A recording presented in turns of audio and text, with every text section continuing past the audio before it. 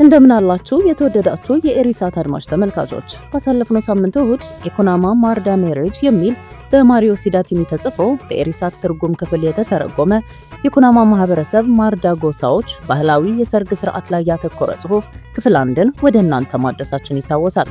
እነሆ ዛሬ ሁለተኛውንና የመጨረሻውን ክፍል ይዘን ቀርበናል። እንድትከታተሉን በአክብሮት እንጋብዛለን።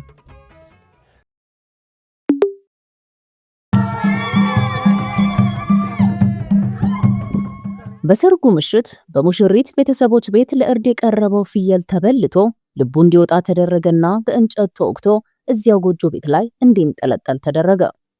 በእርግጥ እንዲህ አይነቱ ስነ ስርዓት በኩናማ ብሔረሰብ ጉርማ ወይም ጉማ ጎሳዎች ዘንድ ብቻ አይደለም የሚካሄደው።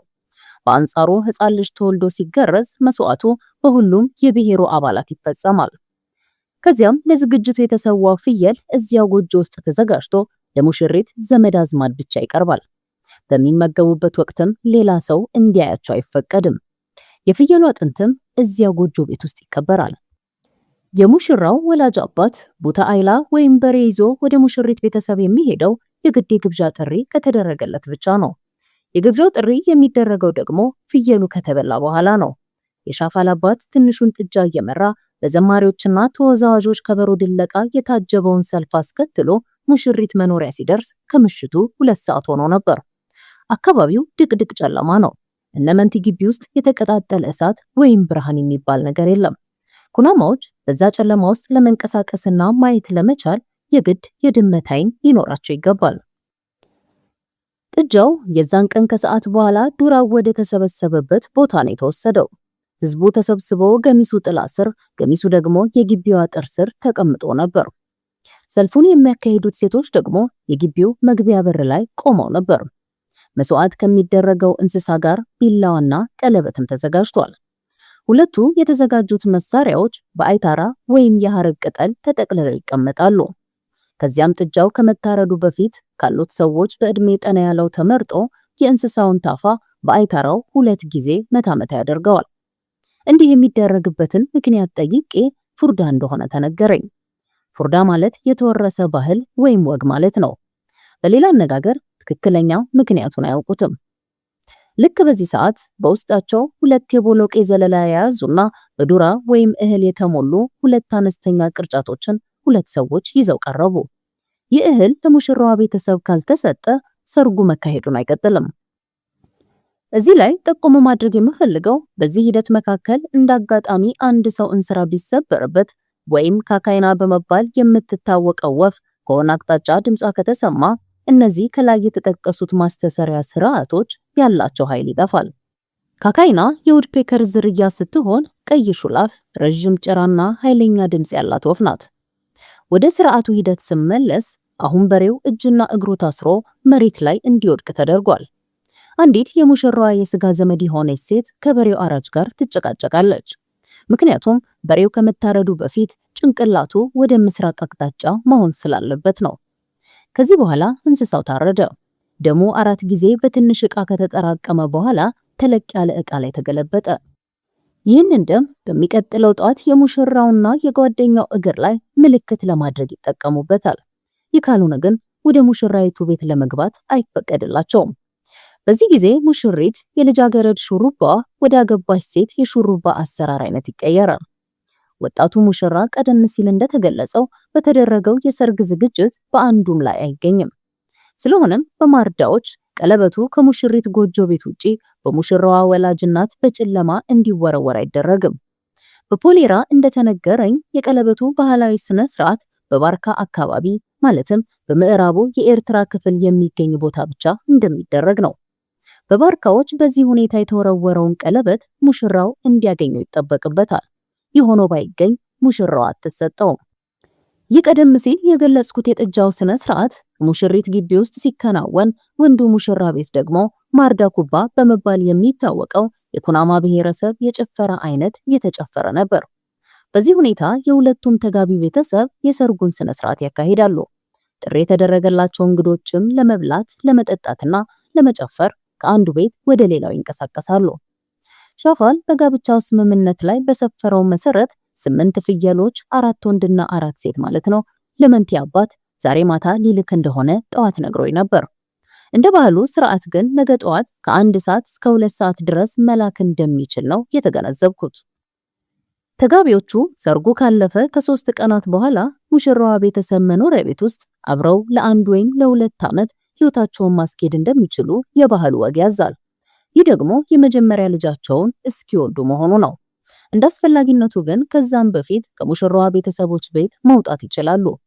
በእርግጥ ትክክለኛውን መረጃ ለማግኘትና ለማረጋገጥ ስል ሰኔ ወር አካባቢ ወደዛ በደወልኩ ጊዜ እዛው አካባቢ ነገር ግን ራሳቸው ቤት ውስጥ መኖር እንደጀመሩ ነው የተነገረኝ። ሰርጉ ቀደም ሲል እንደተገለጸው 2 መሰረታዊ ነገሮችን ያጠቃለለ ነው። ይህም የመጀመሪያው ቁሳዊ መገለጫ ሲሆን ሁለተኛው ባህላዊ የሃይማኖት አምልኮ ነው። መጀመሪያ ላይ የተጠቀሰው የቀንድ ከብት ልብስና ጥሪት ለሙሽራይቱ መገዛት እንዳለበት የሚወክል ሲሆን በላቲን ዱኡት ዱስ ሲባል ይህም ማለት መግዛትና መሸጥ፣ መግዛትና መለወጥ ማለት ነው። በሌላ በኩል ያለው ባህላዊ አምልኮ ግን ይበልጡ ስብስብና ማብራሪያ ሊሰጥበትም የማይገባ ነው። በሰው ልጆች ልማዶችና ማህበራዊ እሴቶች ውስጥ የሚታዩትን ተመሳሳይነት ያላቸው የጋራ ክዋኔዎች ለመረዳት ከፈለግን የሰው ልጆችን የአስተሳሰብና የስሜት አቅጣጫ ግምት ውስጥ ማስገባት ይኖርብናል እንዳለው ሜየር ፎርቴስ። ፍየሉን ለማረድ የተጠቀሙበት ዘዴ ጥንት ከነበሩት ዘር ማንዘሮቻቸው ጋር ተያያዥነት እንዳለው ያመለክታል። ቀደምት አባቶቻቸው ላልታወቁ አማልክት መስዋዕት ሲያቀርቡ ወይም ሲገብሩ የሚጠቀሙት ሹል ድንጋይን ነበር። እንደምናውቀው በማያዎች ዘመን ከቁጣ እንዲሁም ከረሃብና ቸነፈር ለመዳን ጦርነትም ጭምር በሚነሳበት ወቅት ግጭቱን ለማርገብና እርቅ ለማስፈን በወቅቱ የሰው ልጅ ልብ ነበር ለመስዋዕትነት ይቀርብ የነበረው። ቆይቶ ግን ከሰለጠኑ ሰዎች ጋር ግንኙነትና ዝምድና ሲመሰረትና ሲጀመር የሰውን ልጅ ልብ ይሆን ሰውን እንደ መስዋዕትነት ማቅረብ ወንጀልና ኋላ ቀርነት መሆኑ በመታወቁና ሆኖም በመገኘቱ መስዋዕቱን በእንስሳት ወደ ማስኬድ ተቀየረ። የኩናማዎች በሬውን በቢላዋና በቀለበቱ መነካካት ደግሞ ሙሽራውንና ሙሽሪትን መዳበስን ይወክላል። ምንም እንኳን እነሱ በሰርጉ ላይ ባይገኙም መጪው የትዳራቸው ዘመን ዋስትናው ውጤታማነቱና ምርታማነቱ አመርቂና አስተማማኝ እንዲሆን በሬው በወኪልነት ይቀርባል።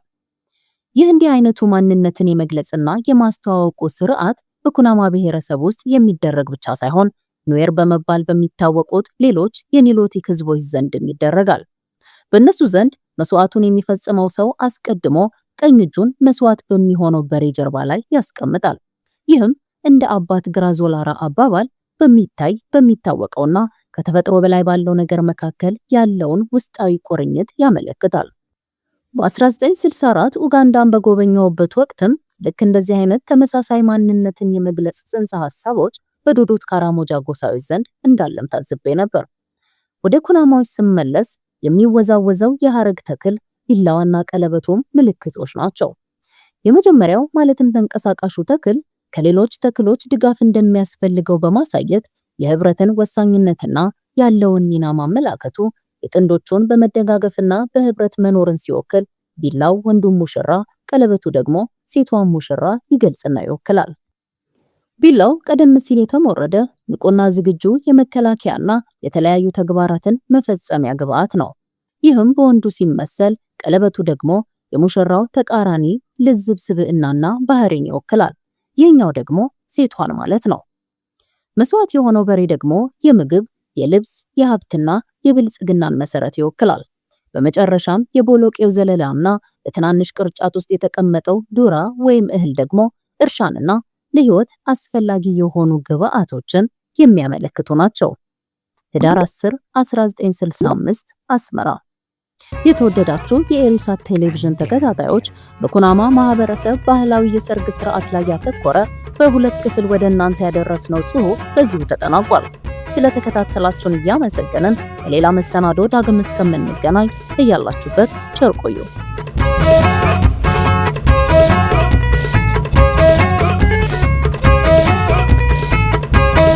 ቀንዴል